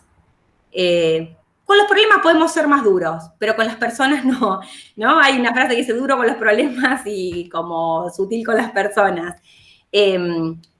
Y poder generar esto, tomar la responsabilidad relacional de construir los mejores contextos posibles para nuestra tarea. Y les dejo una pregunta que la hace Barnett Pearce en uno de sus libros, que son muy bellos, que dice, el libro que es un artículo que está en inglés, que lo tradujo un compañero y lo tradujo muy bien, porque yo no leo inglés, por ejemplo, que se llama En casa, dentro del universo con milagros y horizontes, reflexiones sobre la evolución personal y social. ¿Cómo podemos nosotros, como personas, como civilización, como especie, hacer lo mejor que podamos durante el mayor tiempo posible? Bueno, muchas gracias. Gracias, Natalia. Yo, sin ánimo de hacer un resumen, o sea, lo que voy a tirar es solo una cosita y después voy a invitar a si hay preguntas hacia las tres compañeras que sean planteadas en este grupo. Algo que a mí me interesó y que me pareció como un punto de conexión entre las tres exposiciones, es cómo trabajar en el caso de las primeras dos compañeras, sobre el tema de las miradas estigmatizantes, yo le diría sobre los mitos sobre la salud, sobre la enfermedad y demás que construyen los medios. En el caso de la compañera Natalia, sobre lo que damos por natural, como algo ya hecho, construido, que nadie pone en discusión y no se discute, parece que fuera natural, caído, bajado, y no se pone en tensión. Cómo trabajar sobre estos mitos, sobre estas miradas estigmatizantes, sobre estas naturalidades, hacia adentro o hacia afuera de todos los espacios de salud, cómo trabajar en estas miradas, en estos mitos, en estas naturalidades con los trabajadores de los medios, con los trabajadores de las universidades, con los estudiantes, con todos los sujetos que tienen la posibilidad de trabajar algo en relación a la transformación, en relación a la participación. Me parece que eso a mí lo que más me deja es esa pregunta del cómo abordar eso, cómo pensar ese trabajo de cara, insisto, a los trabajadores de los medios, a los docentes, a los estudiantes, al personal de salud. Cuando la escuchaba a Natalia, el tema con el trabajador de salud es toda una discusión, porque esa mirada que plantean hegemónica, digamos, y de poca discusión, de poca ida y vuelta, tiene esto, es esto, también, ¿no? Esto del es tal cosa. No es, o sea, es un sujeto que padece o que tiene.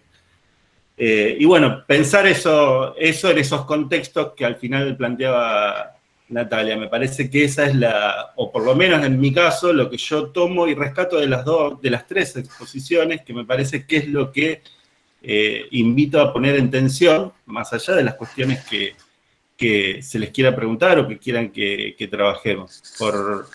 Por parte de la cátedra, en mi caso, agradecerles a las tres la participación, la predisposición, el poder contar y abrirse a las cuestiones que nos pasan y que trabajamos. Así que nada, no quiero seguir porque si no me copo. Ahí el que quiera comentar, aportar, preguntar, o sea, estaría bueno que se pueda, que podamos generar algo de esto. Yo no sé, compañeras, si ustedes quieren empezar a responder algo de lo que Benjamín propuso, pero si no, yo comento algo por lo menos de lo que brevemente, nosotros tenemos muchos espacios, digamos, una de las cualidades, digamos, de la Secretaría es tener sistematizadas las reuniones de equipo. Entonces, de alguna manera, todas las semanas, todos los equipos en general tienen un espacio de reunión. ¿Podría no ser aprovechado, podría volverse un espacio burocrático? Claro. ¿Puede convertirse en un espacio donde todos nos quejemos todo el tiempo? Sí, también. El desafío justamente es, digamos, en relación... Primero una cosa, Benjamín, me parece que, y colectivo, digamos, si uno no diseña políticas claras, al menos en la letra, si yo digo que la universalidad es parte de digamos, de mis pilares fundamentales del acceso a la salud como derecho, la equidad, pensarla como derecho, de hecho, ese encuadre ya es un montón, digo. El encuadre general de la propuesta de la política pública dice mucho, porque la letra muchas veces es un lugar en nuestras organizaciones para hacer un anclaje. Otras veces es para romperlo, otras veces nos sirve para pelearlo, otras veces nos sirve para discutirlo. Digo, nosotros somos trabajadores del Estado, no somos trabajadores de una gestión política y tenemos adhesiones mayores y menores en distintos contextos, por lo menos ese es mi caso, política partidaria, quiero decir, pero soy una trabajadora del Estado. Entonces, en cada contexto, no perder de vista el horizonte por empezar. Y por seguir, después las situaciones son muy singulares. Esto que decíamos, digamos, la apertura de los equipos a ciertas conversaciones, el poder pensar cuáles son las discusiones para cada equipo. No es lo mismo los equipos del sudoeste que los equipos del oeste, que los equipos del centro, lo que están discutiendo. Con esto tiene que ver la descentralización, la distritalizar de esta manera una atención, poder... y eso es lo interesante también, que se pueda estar discutiendo aquello que tiene que ver con el contexto de vida de las personas. Y en términos de las estigmatizaciones y demás, una de las cosas que me parece más significativa desde el 2011 en adelante, que no me parece menor, tiene que ver con la cuestión de la peligrosidad, la cuestión de la inseguridad y de aquel que es peligroso. ¿Y peligroso por qué? Porque también se dieron muchas situaciones de violencia en los efectores de salud, que han sido archiconocidas, por lo cual acá en Rosario se trabajó con un montón de áreas también de la provincia, a través de la facilitación de conflictos, se elaboraron procesos realmente interesantes. Si se ponía una reja, no se ponía porque sí. Se ponía a través de un proceso participativo donde los laburantes decían, pasó esto, esto y esto, pero podemos mejorar esto, pero si el vigilante en vez de dormirse está en la puerta y entonces en realidad la médica en vez de tardar 8 horas en atender en la guardia atiende más rápido, ¿y qué está pasando que entonces la médica no podía salir? Digo, hacerse la pregunta de por qué una persona devino en un acto violento implicaba preguntarnos a todos qué estaba pasando ahí. No había un sujeto violento frente a una organización armoniosa. Entonces, para mí una de las cuestiones es trabajar fuertemente el componente pedagógico de la comunicación, es ponerle muchas preguntas a la tarea, respetuosa, y también saber que si yo genero víctimas y victimarios, no tengo muy poca posibilidad de trabajar sobre la responsabilidad relacional. Entonces, si yo trabajo como co-constructores de situaciones, tengo más posibilidades de que todos nos miremos de alguna manera. ¿Cómo se hace eso? No hay receta. Lo único que sí es estar muy atento, estar mucho con los equipos y abrir muchas conversaciones con los equipos, porque a todos nos pasan cosas. Digo, como para mirarlo de algún lugar. Desde la Defensoría también interpelados con esta pregunta, digamos, de cómo hacemos para desnaturalizar ciertas prácticas. Nosotros tenemos como muchos dispositivos donde justamente lo que se pone en juego es, digamos, el rol pedagógico de la Defensoría. O sea, digamos, tenemos desde lo federal, digamos, el recorrido que se hace por todo el país con capacitaciones que tratamos, incluso si el pedido de capacitación viene por algún medio en específico, siempre tratamos de, si nos vamos a trasladar a algún lugar a capacitar, tratar de aprovechar esa visita para multiplicar esa instancia de conversación y reflexión colectiva. O sea, eso es algo como internalizado. Por otro lado, también tenemos que cada vez que ingresa alguna consulta o demanda del público, que siempre, digamos, viene de la mano de marcar alguna vulneración de derechos específica en alguna cobertura, la Defensoría despliega desde cuestiones que tienen que ver con, bueno, la notificación a ese medio sobre, digamos, esa consulta recibida, digamos, el mostrarle, digamos, se hacen informes interdisciplinares precisamente sobre, digamos, cómo no es que dejamos el enunciado hubo vulneración de un derecho, sino de que tratamos de mostrar cómo fue esa construcción, digamos, tratamos de desmenuzarlo y aprovechar, digamos, ese señalamiento del público como una instancia para propiciar una capacitación con el medio completo, ¿sí? No solamente con con el comunicador que haya estado vinculado a la vulneración específica. Así que nosotros tratamos como de eso pedagógico que puede partir de un pedido puntual, hacerlo multiplicado, ¿no? En los espacios y en los medios y en los comunicadores que intervienen. Así que no sé, Sofi, si se te Sí, no, ocurre contar alguna experiencia. solamente agregar que en todas esas instancias, la Defensoría tiene y propicia un espacio de diálogo, pero no solamente de diálogo entre las personas, sino también entre las diferentes dimensiones, entre los diferentes contextos, entre los diferentes orígenes, entre las diferentes expectativas, visiones del mundo, como se colocó en un momento en la charla en la exposición de Natalia.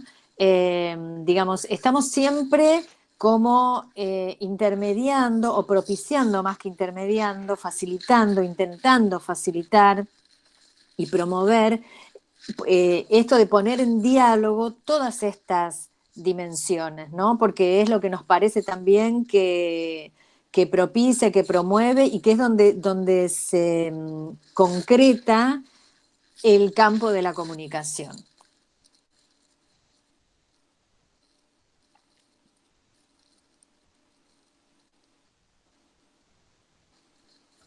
Ay, yo quería decir algo, perdón.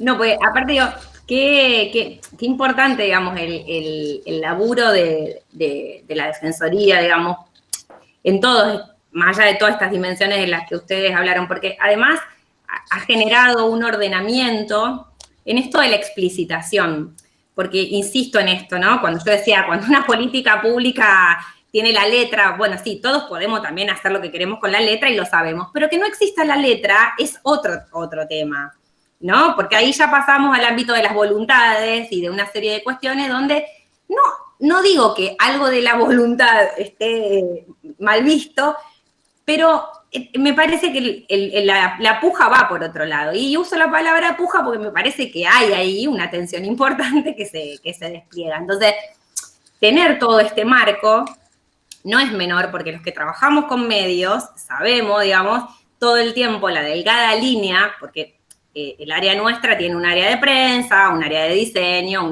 somos pocos, pero somos todas áreas. Tenemos hacia adentro de la dirección. Pero quiero decir, cuando vemos cómo te llaman y te piden, no, porque el niño o la niña que está internada en el Vilela, porque no sé qué, porque no sé cuánto, entonces, en la vorágine, ¿viste? Todos te agendan, entonces, por ahí, ¿viste? Las directoras del Vilela te dicen, hey, mirá que acá hay una delgada línea entre la vulneración de los derechos de la niña y lo que la prensa quiere saber. Entonces, y ese juego es permanente, porque no es que nosotros sabemos todo, y digo, imagínense este contexto de pandemia, donde los medios te empiezan a escribir a las 4 de la mañana, y son las 4 de la mañana y todavía no te dejaron de escribir, digo, para hacerle más o menos, contarle cómo están estos cuerpos. Entonces digo, y vos en el medio querés agendar otra cosa, ¿viste? Querés desplegar otras cuestiones. Entonces digo, es muy importante porque te trae a un laburo de reflexión sobre la práctica a partir de que un enunciado, probablemente algo invisibilizado, algo naturalizado, te dice, che, mira, esto no es tan así, o no se puede hacer de cualquier modo, o deberíamos orientar las prácticas hasta este lugar. Y vos decís, tenemos que explicarle como si fueran niños de 6 años, no importa, no importa. Ese prejuicio, ¿viste? De que si deberíamos, hay que hacerlo. Evidentemente hay que hacerlo y está buenísimo que esté y que esté con todas estas dimensiones, digamos, con este nivel de responsabilidad siendo laburado, digo, como lo presentaron las compañeras. A mí me parece, conocía, pero ahora conozco más y bueno, me gusta más todavía.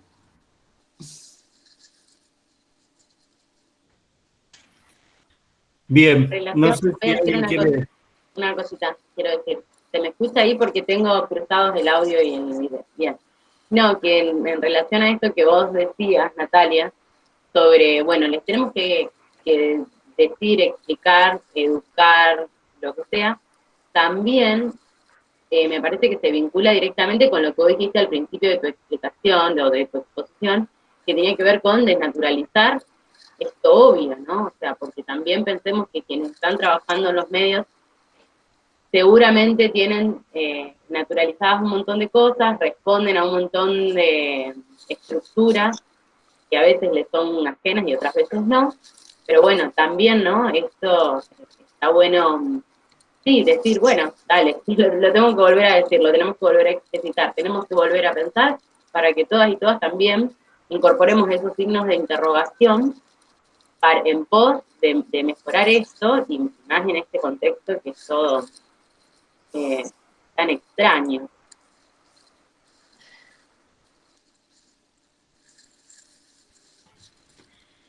Bien, yo no sé si alguien quiere hacer alguna pregunta más, quiere hacer algún aporte, colaborar. Anabel, levanta la mano. Bueno, agradecida por la escucha, me parece que es sumamente enriquecedor poder conocer las prácticas. Bueno, yo soy docente, comparto un poco desde dónde las escuché atentas. Soy docente de la Universidad de La Pampa, de comunicación también, y de alguna manera por convicción y sin duda por decisión curricular, se propone curricularizar la práctica de comunicación en las instituciones de salud desde una propuesta pedagógica, ¿no? La carrera es de comunicación, en cuarto año yo saco a los estudiantes y trabajamos la gestión de la comunicación en las instituciones de salud de manera situada, ¿sí? Esto es, en un momento fue en el hospital de mayor complejidad de la provincia y en otro momento fue en el centro de salud de primera atención, de atención primaria de la salud en uno de los barrios. Como esas dos, pensando en lo institucional y en lo simbólico, ¿no? En los dos polos opuestos. Bueno, y bueno, sin duda el sistema de salud de Rosario y la aplicación de la ley, de las leyes de salud mental y toda la fuerza que tienen los dispositivos de salud ha sido de estudio para mí en relación a mi recorrido en La Pampa como profe. Pero la realidad institucional, política, es totalmente distinta, ¿sí? En relación a los dispositivos, en relación a la aplicabilidad de la ley de salud mental, en relación y al encuentro con el usuario, sea el usuario de salud en general, ¿no? Entonces yo cuando escuchaba a Natalia y me parecía sumamente interesante esto de que decía que el orden de lo simbólico en lo institucional es el corazón de las organizaciones, dijo. Y dentro de las instituciones de salud, lo simbólico y el atravesamiento del poder en relación a lo simbólico es realmente muy fuerte y es transversal a la hora de cómo nos comunicamos para adentro, como con los usuarios. Y acá el modelo hegemónico, el modelo médico hegemónico, se hace aún más fuerte, ¿sí? Y en ese entre que uno tiene y en esa escucha que hace el comunicador, en este caso mis estudiantes, ¿no? Conmigo a la par, bueno, nos hemos encontrado con muchas miradas difusionistas, ¿sí? Donde nuestro enfoque siempre es el de la información y en ese contexto, digo, en eso que nosotros lo hemos vivido, desde hace 4 años lo vivimos, que yo creo que es de proceso, que es de a poco, es o sea, desde a poco, y creo que en algunas instituciones lo hemos logrado mejor y podemos trabajar más en diálogos con otros. Bueno, también se me pone en relación la importancia, es como que tengo dos tensiones. Por un lado, el modelo médico hegemónico, que necesariamente me va a poner un techo a la hora de pensar el abordaje de la comunicación, pensándolo desde lo institucional hospital. Y si pienso en la Defensoría del Público y pienso en estos criterios a la hora de la redacción y cómo informar a la población y demás, también, ¿no? El de las fuentes oficiales y esa importancia, bueno, me sigue poniendo el modelo médico hegemónico allá arriba. Es una tensión, ¿sí? Que me atraviesa. Me parece que es fundamental que haya fuentes en los medios de comunicación que tengan una referencia a la información específica y que tenga que ver con profesionales abocados a la tarea. Pero bueno, es eso lo que me da vueltas, ¿sí? No es una pregunta, es solo en realidad es una tensión que me surge y que, bueno, que más que agradecida con la escucha y con la posibilidad de seguirme repreguntando, y bueno, y de poder acceder también a los artículos de Coco, este profe también, que me gustó mucho la categoría de artesanía de contexto, así que muchas gracias por eso.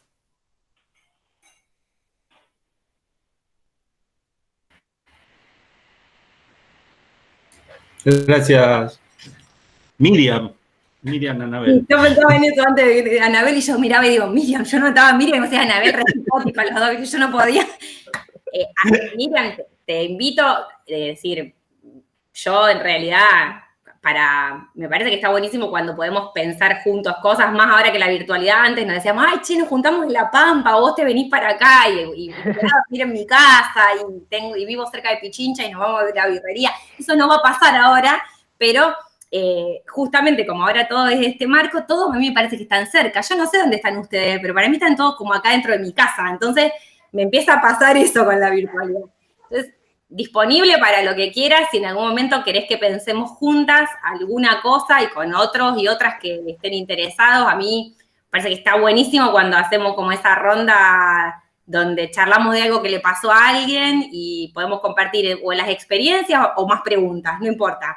Eso lo pongo a disposición porque ahí aparece algo reinteresante, que es los márgenes de negociación de los sentidos, cuáles son los que me voy a poder bancar yo en este trayecto y cuáles son los que se va a poder bancar el colectivo de esa organización, que no nos olvidemos que a veces la historia de las organizaciones, que un poco esto lo trabaja el paradigma de la complejidad, el relato histórico es un lugar de anclaje y es un lugar de certeza, y las organizaciones como las de salud, que le tienen que decir a las personas que todavía creen en la cura y que creen que la cura, digo, y no lo digo peyorativamente, lo traigo si quieren todo como en un entrecomillado, donde están todavía esos significantes, están configurando un ideario intenso al menos. Entonces digo, si nosotros vamos a intentar entrar en el terreno de su relato histórico, nosotros no podemos entrar a las patadas,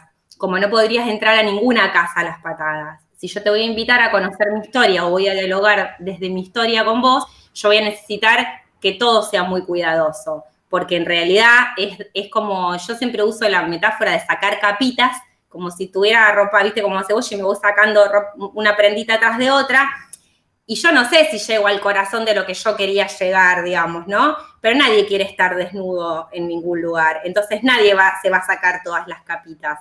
Pero ¿cuál es la instancia deseable? Digamos, ¿a dónde necesitamos llegar para que eso que necesitamos transformar juntos en relación a mejorar la calidad de la salud que brindamos para quienes estamos a disposición, que para los usuarios y las usuarias y la comunidad, pero nosotros somos parte de la comunidad también? Entonces digo, si en pro de un actor de la comunidad yo agarro las patadas al otro, hay diferentes niveles, digo, ¿no? Y por eso creo que el paisaje es lindo ponerlo todo sobre la mesa. Y digo, ¿para qué? ¿En este contexto y en relación a qué? Entonces, no hay respuestas generales, pero sí podemos laburar muchas cosas para analizar eso. Sí. Bueno, y en relación a eso también la comunicación como una vinculación con el otro, ¿no? Digo, o sea, eso de poder ir construyendo con esos otros, con esos múltiples actores, o sea, con esa cantidad de disciplinas que se juegan en nuestras relaciones como comunicadores, también poder ir construyendo eso, digamos, no solo con el discurso médico o no solo con ese discurso. Hay otros discursos que se cruzan, desde la administración pública, por ejemplo, sobre lo que es rentable, no es rentable, o sea, si conviene, no conviene y demás, pasando por las áreas que no son administrativas, pero que no son médicas, que las áreas de enfermería, digo, las áreas de servicios generales, donde también se generan un montón de discusiones en el sentido de, bueno, si no sos del área salud o si no venís de una disciplina de la salud, no estarías construyendo salud también, ¿no? Son como múltiples las discusiones. Yo, por el horario, por mi caso, por el caso de lo que es la cátedra, lo que es la facultad y la universidad, agradecerles a todos la participación, a las invitadas, que estuvo buenísimo y nos dejan un montón de material para en el próximo encuentro con los estudiantes empezar a construir y a tejer esto que ustedes nos plantearon, que ustedes, o sea, manifestaron o pusieron de relieve o como emergentes de las diferentes experiencias y recorridos que traen. Ahora nosotros nos vamos a quedar como tejiendo, digamos, y construyendo estos conceptos, estas ideas y también otras, digamos. Agradecerles de mil amores por el tiempo, por quedarse hasta el final, por poder dialogar y poner en tensión sus recorridos. Digo, no es algo sencillo. Nada, agradecerles y dejar abierto un canal para otros posibles encuentros en otras instancias o sea, yo no puedo desconocer que lo nuestro es un recorrido académico que vamos a hacer con los estudiantes y por ahí en otra instancia o quizás en un cierre que ustedes puedan compartir o acompañar ese cierre, o sea, escuchando los trabajos o las ideas que los estudiantes nos van a plantear hacia el final de este recorrido. Estaría buenísimo. Bueno, nada más por mi parte. Me cuesta cerrar. No, dejamos en disponibilidad, digamos, la Defensoría del Público, o sea, acá vinimos como a contarles un recorte muy pequeñito del trabajo, pero bueno, tengan en cuenta al organismo para acercar propuestas, para consultas, para hacer de mediación entre ciudadanía y medios, o sea, apropiense del organismo, es un organismo que, digamos, necesita, digamos, de la ciudadanía también para accionar muchas acciones o para poner en diálogo lo que en realidades locales se piensa, se reflexiona, se desnaturaliza para acercar a los medios, o sea, cuenten con el acompañamiento de la Defensoría y para futuras propuestas. Los invitamos a conocer la página donde van a poder ver cómo este trabajo de recorte se replica con otras áreas temáticas de géneros, de niñez, de policiales, de adultos mayores. Digamos, tenemos un montón de líneas donde, digamos, el trabajo es el mismo y siempre tiene que ver con una interacción o un diálogo con todos los actores que participan, ¿sí? Desde el saber, digamos, más canonizado hasta, digamos, los nuevos saberes que se van construyendo día a día en esta realidad cambiante, que bueno, que es importante, nada, que también, digamos, forme parte de las agendas de los medios, así que bueno, disponibles para lo que necesiten, cuenten con la DF. Gracias, Romina. Gracias, Eso, Sofía. buenísimo, muchas gracias. Bueno, hasta la próxima, sería. Exacto. Y que podamos Buenísimo. salir pronto y hacer algún encuentro por fuera de lo virtual, que nos va a quedar pendiente para no sabemos cuándo, pero ahí estaremos también. Bueno, gracias por... Muchas gracias. Gracias. Gracias, chao, hasta luego.